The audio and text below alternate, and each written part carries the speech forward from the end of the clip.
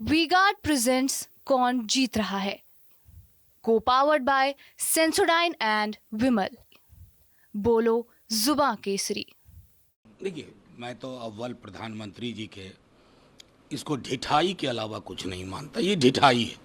कितनी सीट पे हैं आप? 400 पार वाले थे ना आप। 14 में आपको अपने मेजॉरिटी मिली थी, 19 में मिली थी, अभी 239-38 पे खेल रहे हैं। 34 सीट पीछे हैं आप बहुमत से। स्वीकारिए, जनता ने आपको झटका दिया है, आपको बताया है कि इस तेवर के साथ सरकार नहीं चलनी है।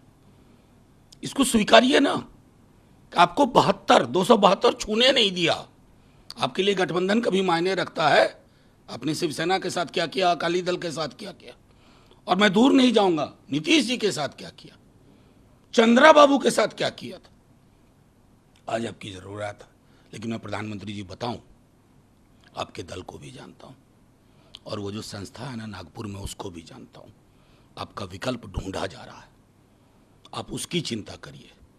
और मोदी की गारंटी वारंटी भैंस मंगलसूत्र मुजरा करने के बाद आप 238-39 पे हुए।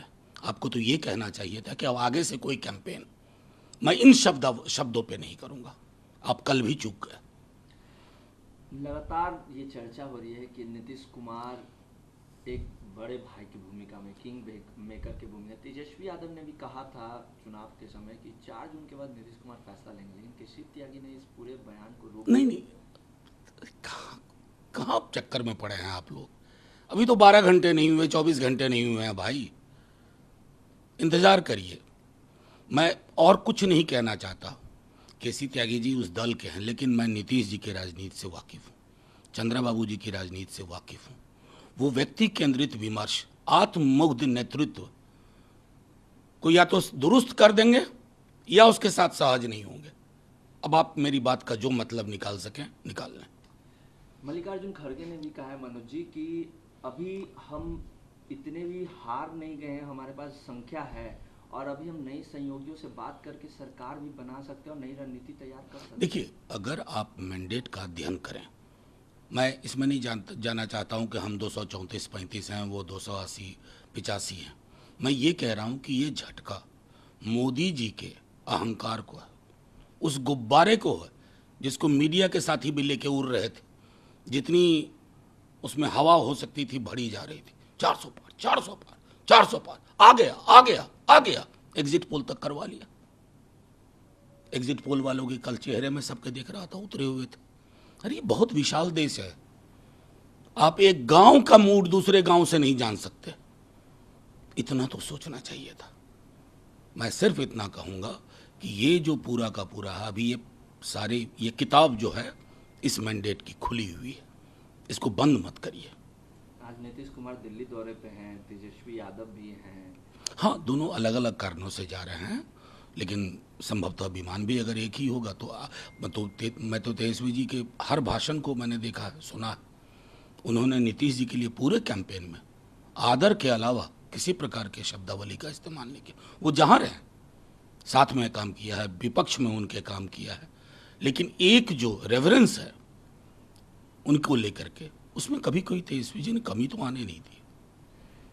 इस नतीजे को किस तरीके से देख रहे हैं मनोज जी? क्योंकि आप लोगों ने भी आंकड़ा लगाया था कि 295 प्लस होंगे, लेकिन इस नतीजे को मैं इस रूप में देख रहा हूं कि एक तानाशाही प्रवृत्ति की सत्ता को चुनौती जनता ने दे दी।